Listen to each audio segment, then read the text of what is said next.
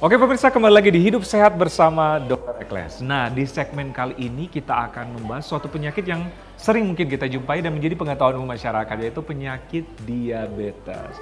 Mungkin pemirsa di sini ada mungkin yang sudah mengalami diabetes. Nah, banyak pertanyaan di masyarakat mengenai komplikasi diabetes ini karena banyak yang sering terjadi. Nah, untuk membahas hal itu saya tidak sendiri, saya bersama dengan Dr. Dewi Widyastuti, spesialis penyakit dalam. Apa kabar dokter? Baik, terima kasih Dr. Ekles. Iya, saya selalu ya dokter ya. Alhamdulillah. Nah, ini penyakit diabetes atau penyakit gula yang memang masyarakat udah pada tahu, atau mungkin pemirsa ada yang mengalami atau menderita diabetes ini ya. Dan ini memang komplikasi dari diabetes kan banyak yang terjadi ya. Nah, kenapa bisa terjadi komplikasi dok?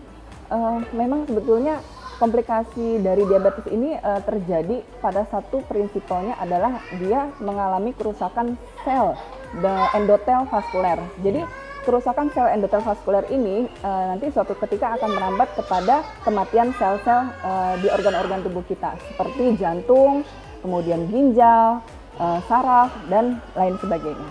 Iya, iya. Tapi yang paling sering komplikasinya apa dokter? Kita terbagi ada dua dokter secara garis besar komplikasi dari diabetes itu sendiri. Ada yang terjadi yang kita sebut dengan makroangiopati ya, dan yang kedua adalah mikroangiopati. Kalau dari makroangiopati sendiri kita bisa sebut salah satunya adalah komplikasi ke stroke misalnya atau ke jantung seperti adanya kejadian-kejadian jantung koroner ya. Kemudian yang ketiga itu adalah penyakit-penyakit peripheral arterial disease. Seperti itu. Tapi yang paling sering dokter, kalau tiga komplikasi yang paling sering antara makro mikro apa saja dokter? Yang paling sering memang biasanya kita terjadinya mikroangiopati ya. Mikroangiopati itu sendiri biasanya ada gejala retinopati, mata yang rabun sampai dengan kebutaan, kemudian adanya juga neuropati. Neuropati itu seperti kerusakan saraf, kesemutan, tingling, rasa kebas sampai dengan kehilangan rasa sensorik sama sekali atau kita sebut dengan baal ya. Wah, memang komplikasi ini bukan cuma sekedar wah saya penyakit diabetes, tapi sebenarnya bisa ke organ-organ yang lain karena berhubungan dengan tadi ya dokter ya.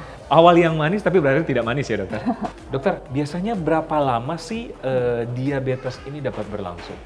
Oke, dapat berkembang itu diabetes biasanya dari seseorang yang sehat menuju ke arah prediabetes kita membutuhkan waktu sekitar 5 tahun dok. Sedangkan dari kondisi prediabetes itu sendiri menuju ke arah diabetes juga kita membutuhkan sekitar waktu 5 tahun. Jadi bisa di total mungkin sekitar 10 tahun ya dok. Ketika kita berusia misalnya 40 tahun, maka kita harus menengok ke belakang. Sekitar 10 tahun berarti ketika kita terdiagnosa di usia 40 tahun, artinya 10 tahun yang lalu kita sudah terdiagnosa diabetes. Diabetes ya? Oh, sebenarnya 5 tahun itu prediabetes ini ya, apa ya, jaga-jaga kita ya? Betul. Supaya tidak terjadi diabetes ya? Ya. Tapi ada gejala yang lain nggak sih? Gejala klinis gitu? Baik, kalau untuk gejala klinis sebenarnya bervariasi ya dok, banyak sekali kita temukan mulai dari gatal-gatal seluruh tubuh atau mungkin pasien itu sudah datang dengan komplikasi dok, seperti mengeluh rasa kesemutan di tangan dan kaki, jari-jari, kemudian ada rasa baal, atau mungkin gatal pada area kemaluan. Kemudian pada pria terutama misalkan ada disfungsi ereksi seperti itu. Ya, banyak sekali variasinya dokter, sampai dengan pandangan mata kabur ya. Kadang-kadang kita juga dikonsultasikan awalnya dari dokter spesialis mata ya. Dok, kenapa mata saya kok gonta-ganti kacamata, refraksinya. Nah, ini kita setelah ketahui, kita runut ternyata dia seorang penderita diabetes. Nah, dokter, ini mungkin menjadi pertanyaan masyarakat di rumah, apa yang kita rasakan pada saat gula darah tinggi? Baik, ketika gula darah kita terlalu tinggi, dok, memang yang dirasakan itu tidak jauh berbeda ketika kita mengalami gula darah yang terlalu rendah.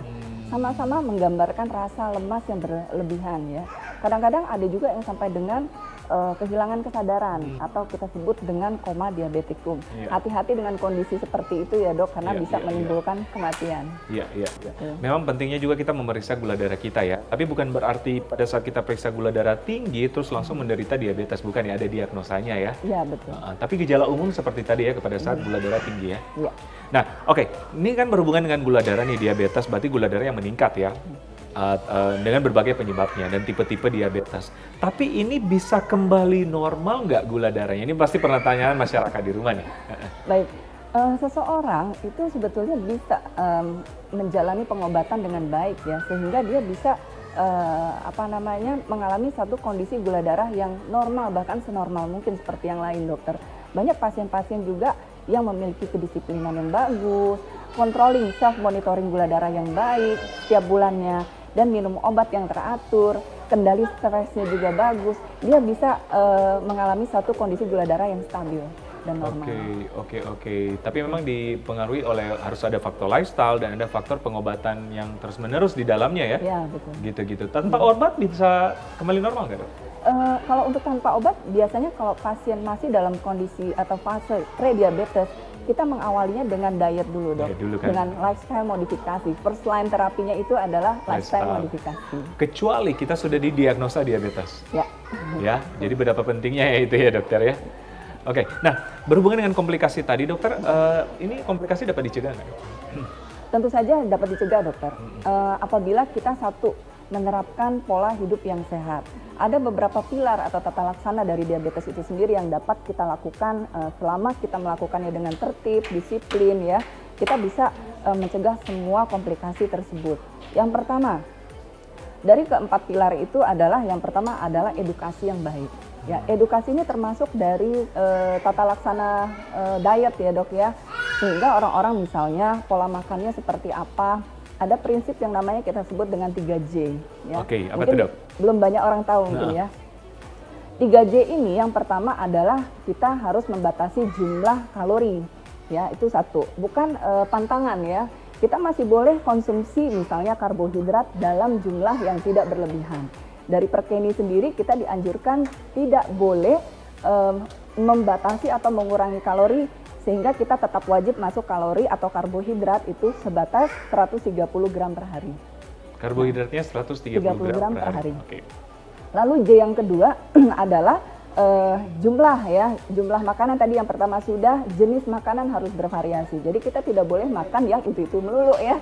Jadi yang harus kita tingkatkan adalah yang tinggi serat. Sehingga misalnya contohnya kita alihkan dari yang manis-manis ke yang banyak serat seperti buah-buahan dan sayur-sayuran. Okay. Lalu yang ketiga, J yang ketiga ini adalah jam makan harus tertib atau teratur. Dan kita usahakan supaya pasien-pasien tahu bahwa kita wajib makan itu tepat waktu ya. 3 kali sehari makan besar diselingi dengan 3 kali makan kecil. Itu jauh lebih baik loh, Dok, dibandingkan kita makan dengan mengurangi frekuensinya rata-rata. Karena pasien-pasien diabetes itu juga banyak yang takut makan ya. Kalau saya makan, Dok, saya takut gula saya naik ya. Sehingga jadi frekuensinya yang dia turunkan menjadi 1 kali sehari. Nah, itu sebetulnya kurang tepat. Jadi kita harapkan dengan edukasi yang baik ini, pasien jadi lebih paham bahwa distribusi gula itu harus kita tetap mendekati, usahakan kembali ke grafik yang landai. Oke. Jadi bukan kita larang makan untuk penderita diabetes, tapi memang harus bijak dalam memilih makanan. Setuju ya? Apalagi dalam menjaga kalori tadi ya. Betul. Nah, pantangan bagi penderita diabetes apa, Dok? Untuk pantangan sendiri sebetulnya kalau menurut dokter itu tidak ada ya, Dok ya. Sebenarnya hak yang sama untuk makan bagi seorang diabetes itu adalah sama dengan orang normal. Tetapi yang perlu kita ketahui adalah bedakan antara pantangan dengan batasan. Nah, itu harus kita pahami dulu. Bahwa kita boleh makan tetapi harus dibatasi sesuai dengan takaran ya dari ahli gizi kita. Jadi sebelum kita mengetahui berapa sih takaran makan kita, mungkin ada bagusnya, baiknya teman-teman semuanya bisa konsultasi ke dokter gizi klinik. Oke, supaya memang teratur jumlah nutrisinya. Betul. Dicukupi ya. Setuju banget, dokter. Oke, terakhir nih, dokter. Tips bagaimana mencegah supaya kita tidak terkena diabetes, ataupun bagi masyarakat di rumah nih yang menyaksikan yang sudah terkena diabetes, bagaimana menjaga supaya kehidupannya tetap stabil. Ada 3 lagi terakhir, dokter. Gimana supaya tidak terjadi komplikasi? Baik, bagi seseorang yang belum terkena diabetes, ada baiknya untuk menjaga selalu kesehatannya dengan 1, controlling gula darah ya. Setuju. Kita harapkan sebetulnya ada yang namanya screening test, dokter. Di bawah usia 40 tahun ada baiknya kita tetap harus lakukan screening test untuk gula darah. Itu yang pertama. Lalu yang kedua, kita harus menjaga pola hidup sehat. Pola makan sehat itu adalah yang utama ya sebelum kita masuk menuju obat-obatan apabila terkena diabetes. Maka yang harus kita lakukan adalah 1, menjaga pola hidup atau pola makan yang sehat. Kedua, hindari stres, Dok. Nah, ini juga bisa meningkatkan gula darah ya, sehingga tidak terkendali. Yang ketiga, jalankan aktivitas fisik, yaitu olahraga. Olahraga seperti apa? Adalah yang dianjurkan olahraga jalan kaki sekitar 30-45 menit sehari, 3 kali sampai 5 kali dalam 1 minggu. Oke. Nah sekarang itu yang untuk mencegah ya. Yang belum terkena diabetes. Kalau yang sudah terkena diabetes, dokter, bagaimana menjaga kehidupannya, dok? Untuk menjaga kehidupannya dari seorang diabetes sendiri itu adalah sebagai tambahan mungkin bisa selain melakukan olahraga yang teratur, hindari stres yang berlebihan, kemudian terapi yang tepat waktu ya, pengobatan yang baik dengan berkonsultasi ke dokter. Yang terakhir adalah tidak lupa untuk self monitoring gula darah di rumah dengan teratur ya. Minimal 1 kali sebulan beliau harus bisa berkonsultasi ke dokter agar controlling gula darahnya selalu bagus. Ya, 1 bulan dan memang harus ada medikasi yang harus diminum terus ya. Iya. Gitu. Nah, terakhir mencegah supaya tidak terjadi komplikasi yang sudah terkena diabetes. Ya. Untuk mencegah komplikasi memang sebetulnya banyak sekali yang bisa kita lakukan, Dok. Selain tadi apa yang kita sebutkan, olahraga, kemudian tingkat stres juga harus dikendalikan, pola makan yang baik, tinggikan serat ya. Jadi kita alihkan apa yang manis-manis, gula-gula itu kita juga harus kurangi sehingga mencegah komplikasi itu jauh lebih baik daripada mengobati. Oke. Setuju banget, dokter. Memang bijaklah karena ada faktor dari penyebab diabetes dari intake makanan ya. Lifestyle juga harus dipenuhi. Ya, jangan sampai seperti tadi, dokter. Awal yang manis menjadi tidak manis. Setuju ya, dok? Setuju. Oke, terima kasih, dokter. Informasinya sangat bermanfaat. Sehat selalu. Sama-sama, terima kasih. Oke pemirsa, semoga bermanfaat dan ini menjadi tips bagi kita yang mungkin pemirsa di rumah yang sudah terkena diabetes ataupun mencegah supaya tidak terkena diabetes. Nah, jangan kemana-mana, tetap bersama kami di Hidup Sehat bersama Dr. Eklas setelah yang satu ini.